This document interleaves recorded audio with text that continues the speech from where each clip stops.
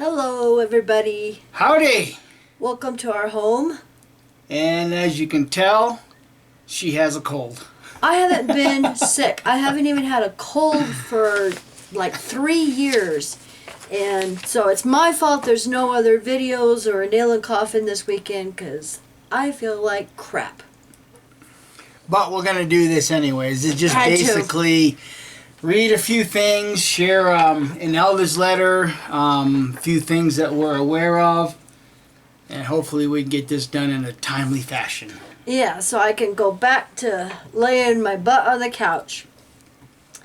Okay, so I want to thank all of our sources for giving us this information. And like Mike said, we really weren't going to do any videos this weekend because I really didn't feel up to it. But we felt this was important and we had to get it out. Mm-hmm. So we've got an elder's letter, August 31st, 2017. This is from the Australia branch. To all bodies of elders, procedure for handling certain cases of wrongdoing. I think something's up. Again. Yeah. Dear brothers, we appreciate the attention and support you give to any assigned to your congregation who serve as Bethel family members, construction servants, full-time and part-time commuters, full and part-time construction commuters, remote servants and volunteers, field missionaries, special pioneers, assembly hall servants, and Bible school facility servants. We are confident that you and the brothers and sisters who serve in these special capacities enjoy an interchange of encouragement, building up each other's faith. At times, problems may arise even with those who enjoy special privileges of service. Thus, we wish to inform you of the procedure to follow when handling cases of serious wrongdoing on the part of those mentioned above. If you come to know of an accusation against one of these brothers or sisters assigned to your congregation, 2 elders with knowledge of the circumstances should immediately contact the service department. Specific direction will be provided on how to handle the case and what kind of report is to be sent to the branch office. For example, depending on who was involved and where the offense took place, elders from outside your congregation, such as elders serving at Bethel, may be asked to handle the case. This letter has been added to the list of policy letters that will be cited as in the index for the body of elders. Now, I thought that those that applied for the special privileges service, such as, remote servants, field missionaries, special pioneers, Construction assembly workers. hall. I thought these were supposed to be exemplary Jehovah's Witnesses, but it looks like they're not exemplary anymore. If you have to have a special letter talking about their serious wrongdoing. You see, Jehovah's Witnesses, no matter how much your elders get up on your stage and say Jehovah has a clean organization, there's still letters that these elders are getting to tell them how to handle these cases of serious wrongdoing, among your elite brothers and sisters, those that have a special service in Jehovah's organization. When will you Jehovah's Witnesses sitting in that audience gonna wake up to the fact that these guys are keeping secrets from you? Well, I gotta ask, if this is just an isolated incident, like a lot of these elders and elders' wives tell you, then why do they have to have an actual branch letter to the elders? Exactly. And when you don't have enough elders to handle the situation, well, just call the branch in Australia and we'll send, qualified elders. Yeah, right. Wow. Now, along those lines, I know Six Screens had mentioned it, and there was a post on Facebook that everybody is sharing that there was a CO's talk. And someone posted that he was really coming down on the congregation and was telling them that everything you read and see on TV and the internet against the witnesses are lies. Stop watching that propaganda. Wait a minute. Then that means Jeffrey Jackson is an apostate liar because he got in front of the Australian Royal Commission and said and answered the question that these were not apostate lies. And propaganda. And propaganda. Oh my goodness. They just do not comprehend. But see, like the obedient little Jehovah's Witness, they're just going to shut off their TVs. They're going to quit. Oh, hell no, they're not. They're going to continue watching us because we're the apostates they love to hate. We're the ones telling the truth. Yeah, exactly. They ain't going to come. These guys are so dumb. These circuit overseers are so dumb and stupid when they give talks like this because, that's like telling your child, don't go touch the hot stove. Well, what's that child going to do? He's going to touch the hot stove. You sit there and tell all these Jehovah's Witnesses not to go to these websites. What do you think they're going to do? They're already doing it, for crying out loud. Good Lord. True. But the circuit overseer went on to tell them that there was some exciting news coming soon, and the organization is making some changes and getting ready for the Great Tribulation about to start. It's imminent. And just to focus on Jehovah's work. Boy, they're just pounding that same drum, aren't they? Yeah, they really are. It just goes right back to cults use fear-mongering to keep the people in the seats. But fortunately, more and more and more Jehovah's Witnesses are waking up to this nonsense. They are truly waking up. They can sense something is seriously wrong with this organization. For instance, between the two states of Minnesota and Wisconsin, there's 13 congregations being dissolved. Now, for those Jehovah's Witnesses that are watching this, do you think, Watchtower, that they're just sitting in their seats thinking, I wonder what's up? Why is Jehovah closing and dissolving our congregations? I mean, after all, if Jehovah is blessing our growth, then why are we shrinking? It doesn't make sense. Well, the PS there says 4 congregations were in one circuit, and it all happened in 1 year. 4 congregations in one circuit in 1 year. Wow. And then they have a list of 9 kingdom halls that were sold. Yeah, between Wisconsin and Minnesota, 9 kingdom halls sold. So they're selling the kingdom halls. Now, we really wish that we could give everybody the names of these kingdom halls, but we was asked specifically not to mention the names because there are those Jehovah's Witnesses up there taking notes and, sending the information to Kim and I. Yeah. And so we do want to protect our source. Yeah, and we wouldn't want to give all of the current Jehovah's Witnesses in those congregations, we wouldn't want to out them. So. And keep in mind, Watchtower, Wisconsin and Minnesota, they're pretty big states. And so is, some of the other states that we're going to mention right now because we have some more kingdom halls that have been either closed or congregations dissolved, right? Yeah. He's tired. It's been a long weekend. Now, the Birmingham area, there is 2 congregations that were dissolved and merged into, and I'm going to have to spell this because I don't know how to pronounce it, Pheasey. Feasy. Feasy That's congregation? what I would say, Feasy congregation. Okay. The 2 congregations that were dissolved were the Kind Standing and Old Oscott. And those were dissolved and merged into the Feasy congregation. What's up? Hey, Jehovah's Witnesses, I thought you guys were growing by leaps and bounds. Come on. You can't sit here and convince me that Armageddon is imminent when you're shrinking. Well, I don't know, like a man in a shower? I don't know. Come on, wake up, Jehovah's Witnesses. Think about what's taking place. You cannot be telling yourselves that you're experiencing all this growth when kingdom halls and congregations are being dissolved right and left. And not only that, what else were we sent talking about shrinking? Well, before I get into the LDC/RBC liquidation. That's another one. I just wanted to mention that the YouTube channel Down with the Tower has an excellent video, and I'm not sure if that video was like from a week ago or so, but it's the elder's wife video, and oh my God, she's either lying or she is in total denial. Oh, the one where he approached him on the street. Yeah, that one was, yes.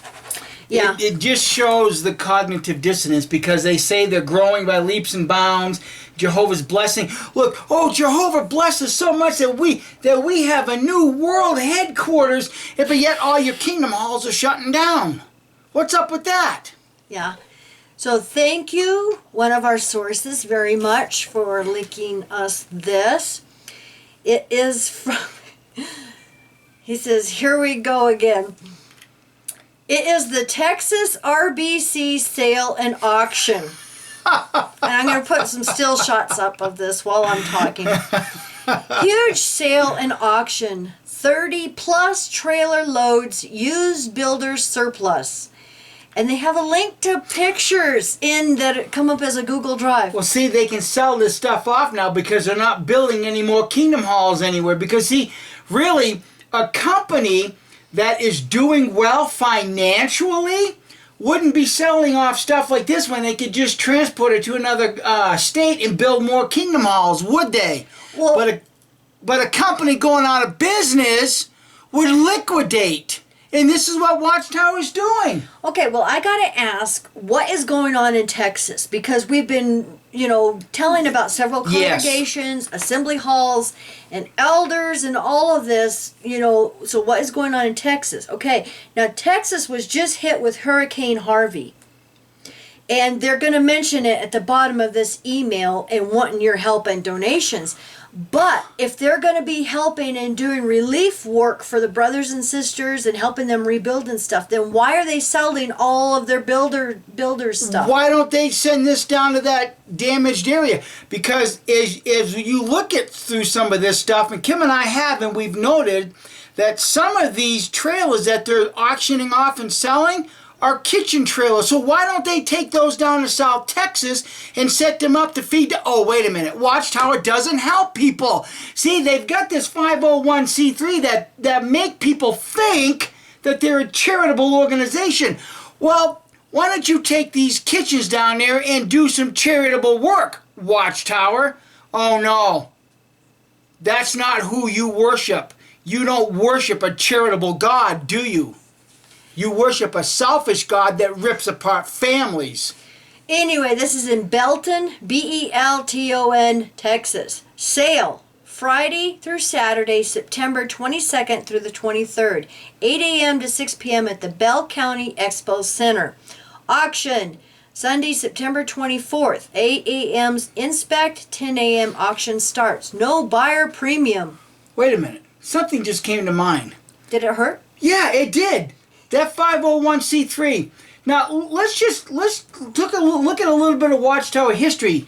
Back in the late 90s, Watchtower announced that they were no longer going to be charging for their literature, that they're going to be doing it on a donation basis.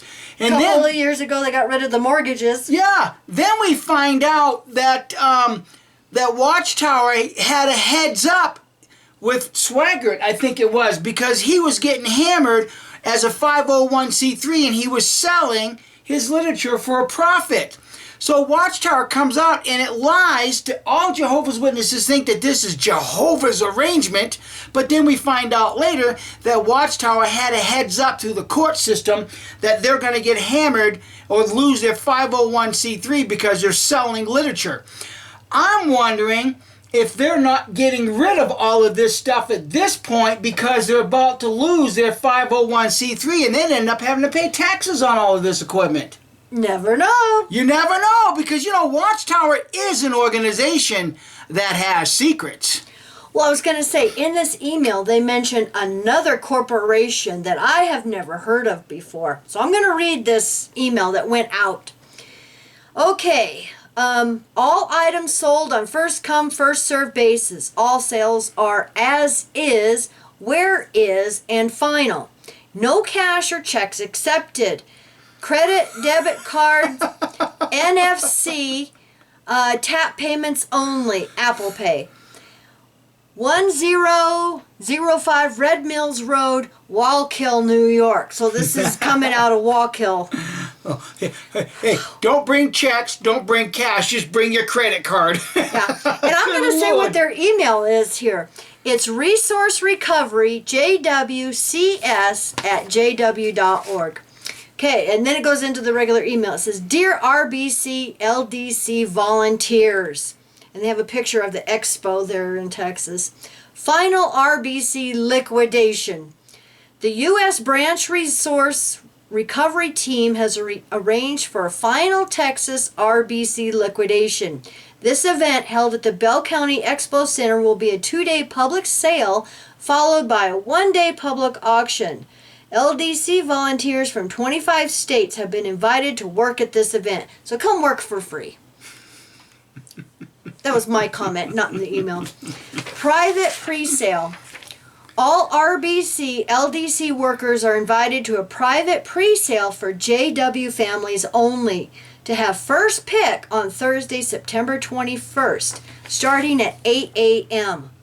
Please extend this invitation to your former RBC crew who may not be listed in Builder's Assistant. You may also invite non-RBC volunteers as your guests. This 55,000 square foot building will be filled with RBC tools and trailers. Pictures are being added daily. Click here to view. And I'm going to put the link to these pictures. Request for a copy of the flyer without this invitation may be sent to Resource Recovery JWCS@jw.org. Sunday auction. Items not sold during the 2-day public sale will be included in a no reserve auction on Sunday, September 24th. There will be no buyer's premium added. Unsold trailers and other large assets will be auctioned at 1 p.m. with a low reserve. You want to go bid on a trailer for your rendezvous stuff? I'd like to, but... Well, most of these look like they're pretty trashed. Well, I'll let you finish this because another thought just came to mind. Okay, well, after This ain't going to be good. It never is. This ain't going to be good. Okay, so then they have a subheading, Hurricane Harvey Disaster Relief. JW.org breaking news. As of Sunday evening, August 27th, there were no deaths among the brothers and sisters. However, there were 4 storm-related injuries reported. A total of 4,141 publishers are currently displaced from their homes, and it is anticipated that more families will be displaced. LDC Disaster Relief Oversight will come to the sale location on Wednesday, September 20th to obtain needed equipment and supplies. Oh, see, they're going to go get the needed supplies and equipment. Your availability for help with the disaster relief work is greatly appreciated. U.S. Branch Resource Recovery Team. But if they sell it, how can they take it down there and use it? Well, they're going the day before. Oh, is that okay? Yeah, they get to go on September 20th. Oh, okay. And take good take Lord. what they want. Good Lord. Well, you know, the thing is Kim and I, as you saw, was an awful lot of pictures of trailers. Well, it looks like that when they're on these construction sites, there's a lot of dark places for your construction servants, full-time and part-time commuters, full-time and part-time construction commuters, remote servants and volunteers, field missionaries, special pioneers, assembly hall servants, and Bible school facility servants. It looks like there's a lot of dark places for them Jehovah's Witnesses to be shagging one another, isn't there? That's why they have to have special brothers to handle special cases of gross sin.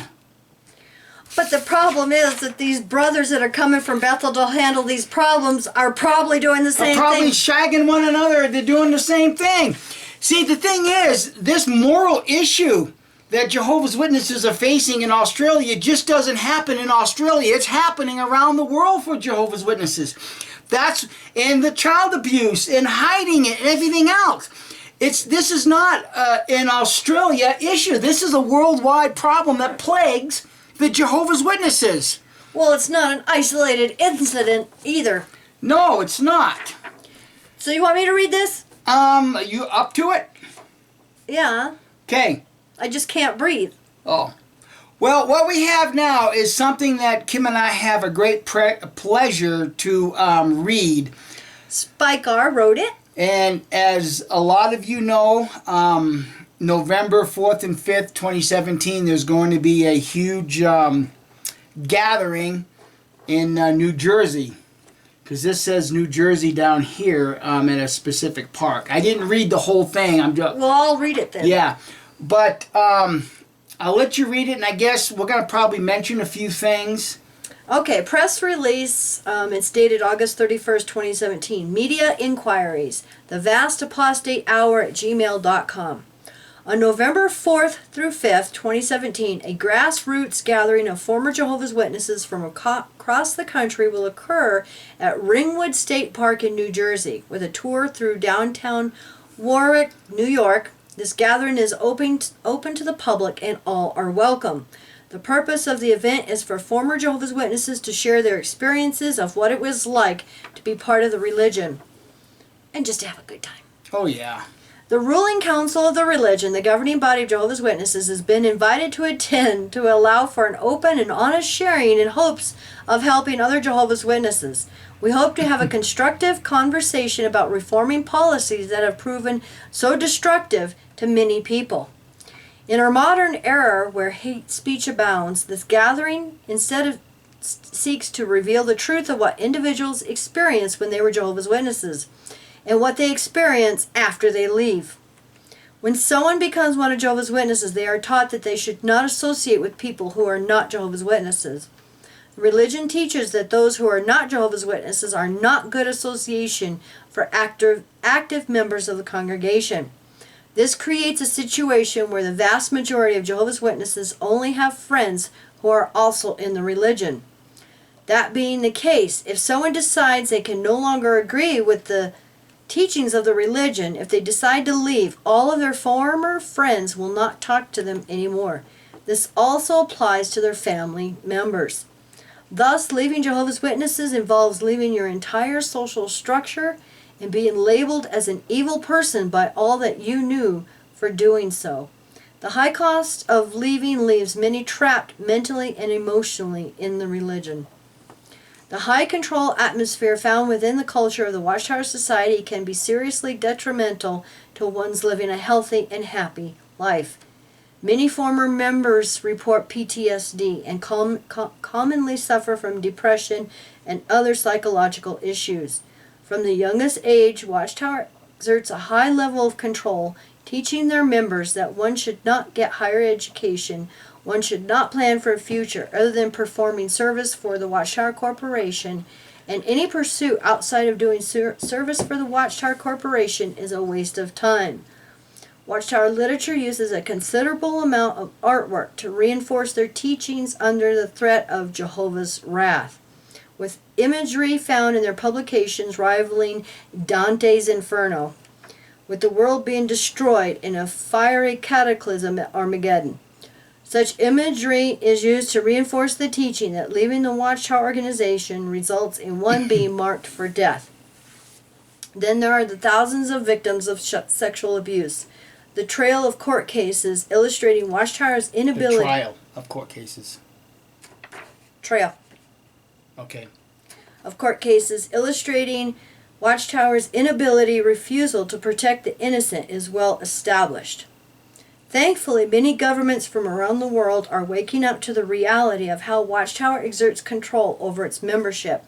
Victims are pressured into forgiving their abusers. The congregations are never warned that a predator is in their midst, and members have actually been punished with being marked and shunned for daring to bring cases to the attention of local authorities.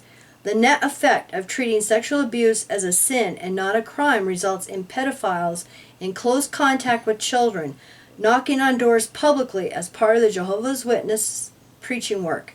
Watchtower policy reform is needed. The gathering in Warwick on November 4th through the 5th is a celebration of those who have left and reclaimed their lives. It will be a time for them to get together, share their stories, and rejoice in their freedom from such an environment. All of this will happen in the backyard of the world headquarters of the organization that previously held them captive. Our goal is to warn the public and urge the Watchtower Society to change its very destructive policies. This will be the ultimate demonstration that the organization that once dictated their very life and still holds captive some of their friends and family no longer holds any power over them.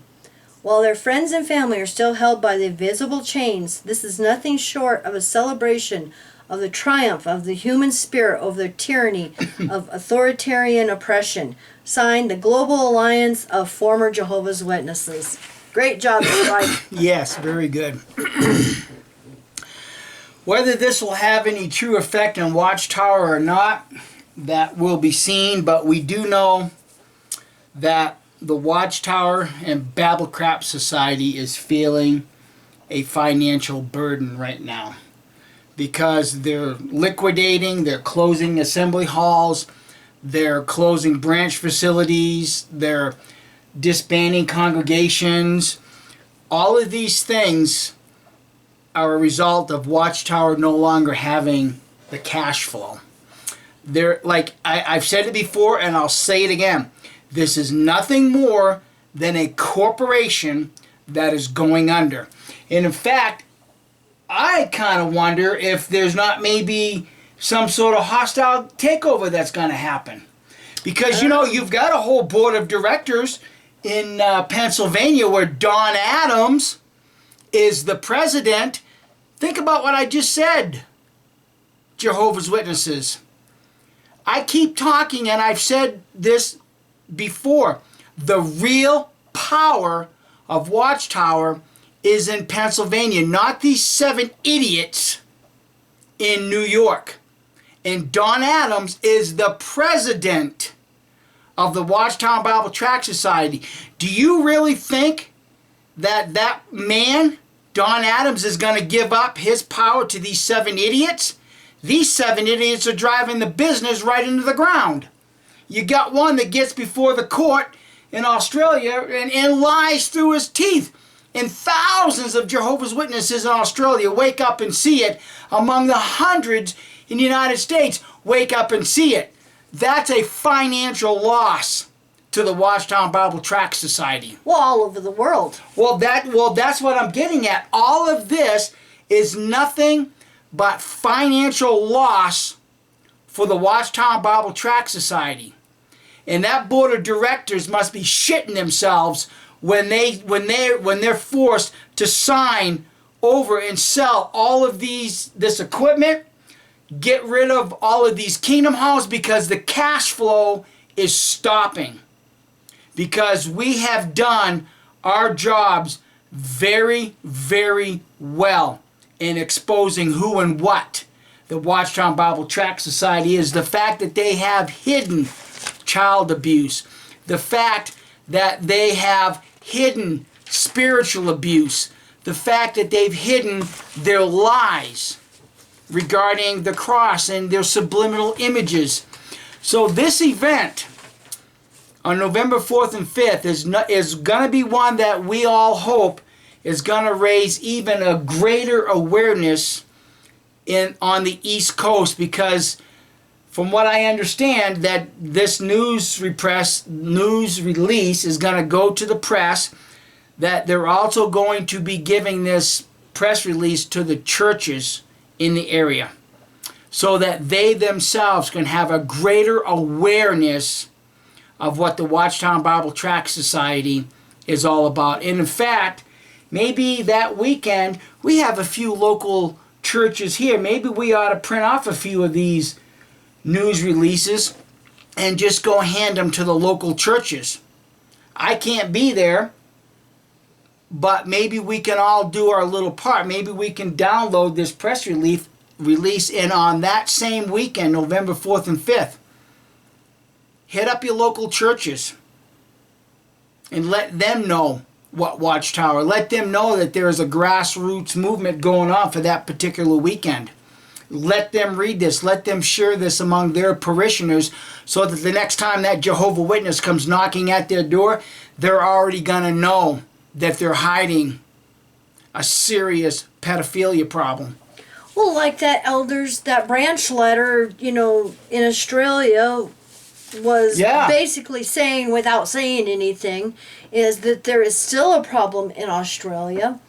Yeah. And obviously it's not just an isolated incident. No, because there's a serious moral issue, sexual moral issue among the Jehovah's Witnesses. Well, like we've mentioned before, the organization is a pedophile paradise. And Yep. the reason we say that is because as children, you're taught to obey the elders and listen to them, that, you're going to have to depend on them for your life. So you need to obey them no matter what. And then here comes a pedophile elder who says, don't tell anyone or Jehovah's going to destroy you while they're raping them. Yep. So despicable. Really despicable. Yeah, so anyhow, we certainly hope that this event, November 4th and 5th, really comes off with a huge success. Yes. And we wish that we could be there personally. But yes, we do. Our hearts will be there with you guys. We want so bad to be there with all of you. But, it's just not possible for us. no. So maybe we'll do something a little local, maybe encourage other ones to do something local. You know what? Don't talk to the Jehovah's Witnesses sitting in the Kingdom Hall, because you're not going to get through to them.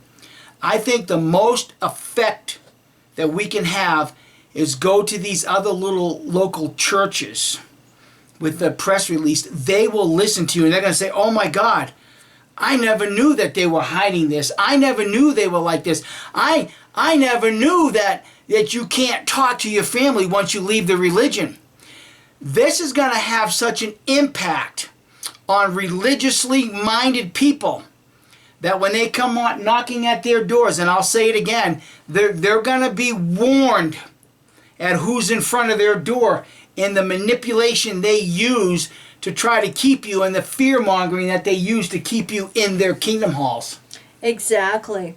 And in closing, I just want to say that the source that sent me the information about the RDC liquidation, his closing comment was, funny how money hungry they are. Why not use the equipment to assist others on the hurricane? And that's exactly what we said. Exactly what we said. He says, no, they will be asking for more money. Yeah. So thank you, sweetie. We appreciate all of you who send us stuff, because we couldn't be watching all of this stuff without all of you.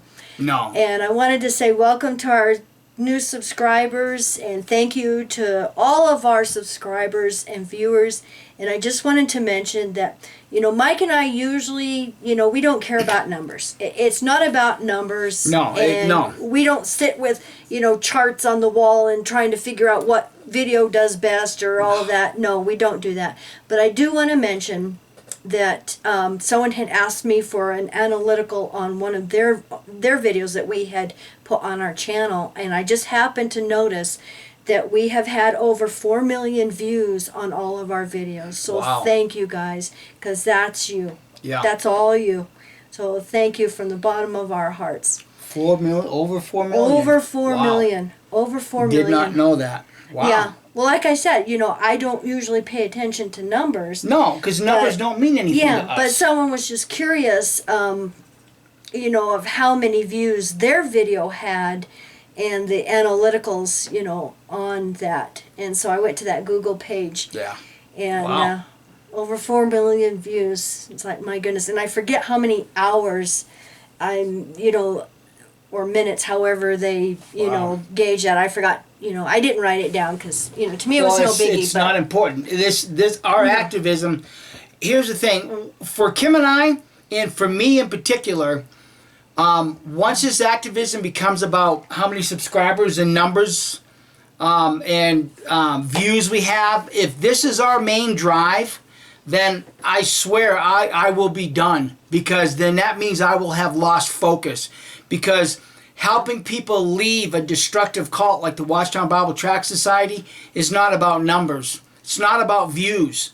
It's all about helping people. It's not about bashing those that come out, because once you bash somebody like that, you've already re-victimized them.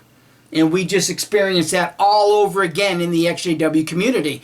But certain people do not know how to let do not know how to stop re-victimizing victims. Yeah. It's just as simple as that, because these are the aggressive, regressive elders.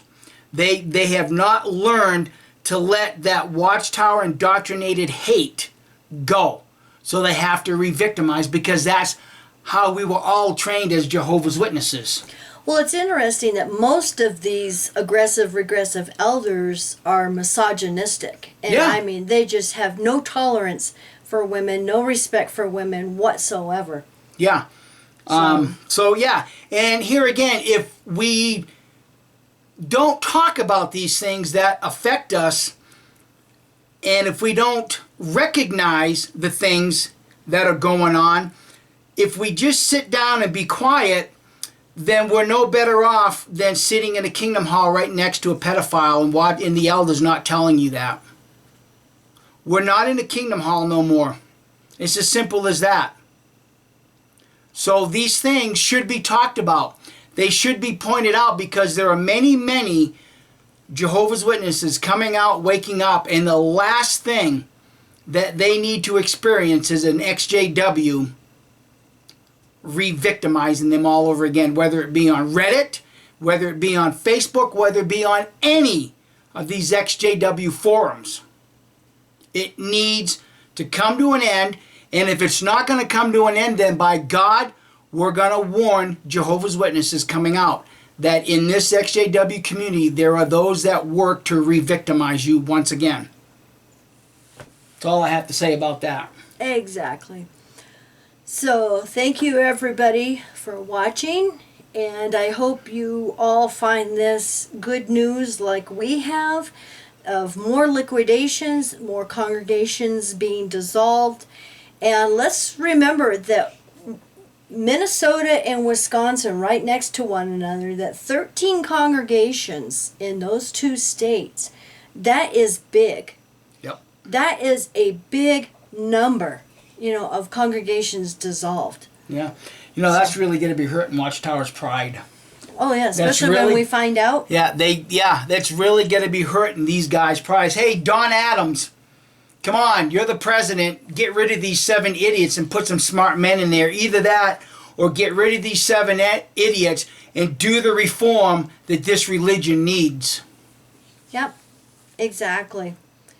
So, you all have a wonderful weekend and a happy Labor Day. Yeah, I got to work tomorrow. At least here in the U.S. And I'm going to go have some orange juice and vitamin C for my cold. So we love you all. Take care. Bye. Bye.